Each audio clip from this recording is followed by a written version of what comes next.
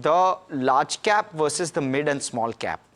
The correction this week, slightly uniquely, I mean, we've seen this in patches, but the trend this week has been that mid stocks or the broader market stocks have seen more pressure than the larger cap names. What's your sense? Is there more of that yet to come? Yes, obviously, because I think in last 1 year or last 3 years, actually, the mid caps and small caps have done really well. And obviously, that's where the major amount of profits are. And that's where major amount of money has got invested.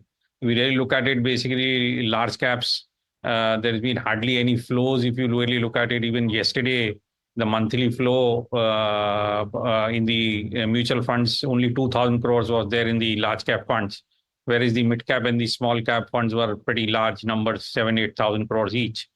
So when this downturn happens, when the profit taking happens, obviously the pressure would be much more onto the mid cap and small caps. I do not see that any respite for the mid cap, small caps. I continue to believe basically there is going to continuous pressure. And obviously mid caps and small caps, I think profit taking will continue to happen as market remains range bound or remains shaky. Okay, Nischal, this is Rucha joining in. I want your sense on the kind of bleeding which is happening in the market right now. What is the concern of domestic investors? I understand the FIs are selling and there is uncertainty in the US till Trump swears in as the president. But will this GDP data impact stay for long or earnings downgrade and upgrade cycle affect the domestic investors? Because we've been always talking about how strong India is, at least for the medium to long term, irrespective of what is happening in the global market. So I want your sense on what the domestic investors are actually thinking or worrying about.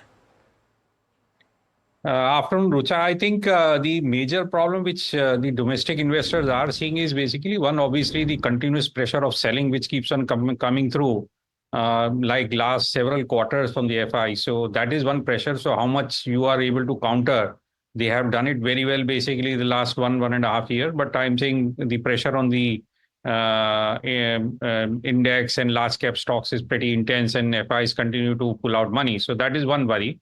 The second worry is basically that this year Nifty earnings growth is less is in high teens, high single digits, not even high teens, not even low teens. So that's the worry basically, because you are seeing 8-9% kind of a Nifty growth, earnings growth, and you are still at around 22 times PE. So PEG now falls to less than half. For Nifty. So that's the worry basically, that unless you are seeing a strong recovery happening in the second half of 26, 25 I think is already sort of there saying that it's going to be weak. So unless you have a strong recovery in the 26 first half or second half, I see that there is going to be pressure and there is going to be more profit taking, especially on the mid cap and the small caps. This pressure will sustain throughout the year, is what you essentially indicating? No, not exactly. I'm saying basically, if the market falls to a level basically where the valuations are comfortable, I think obviously people are going to come in, and I think that number should be closer to something like a 22,000 Nifty index. That could be a very good place basically where you will find good investment opportunities again. So Nischal, 22,000 for Nifty this year is what you're indicating? Possibly. Okay, Harsh, do you think that is a very bearish fair. call over here? No, fair. So Nischal, your view, so what should one do at this point? Should you deploy 10, 15, 20% of corpus available? What's your advice?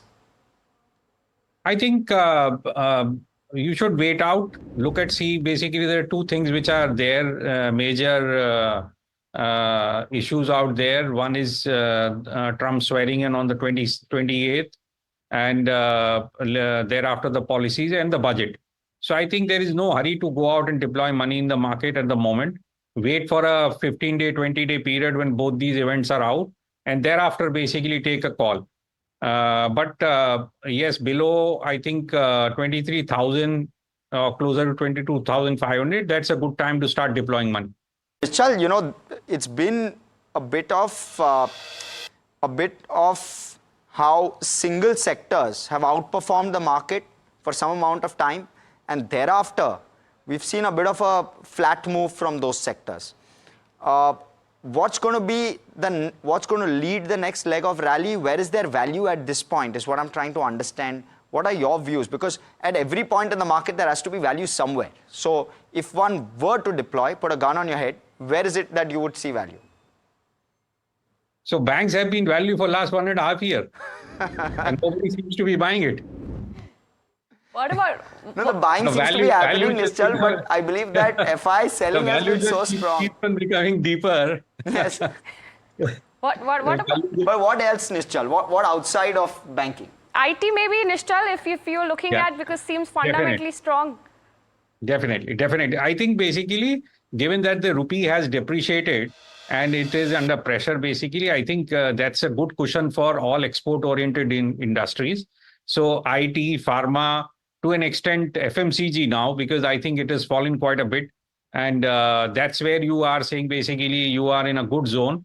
So these are the three sectors, the old bellwether sectors.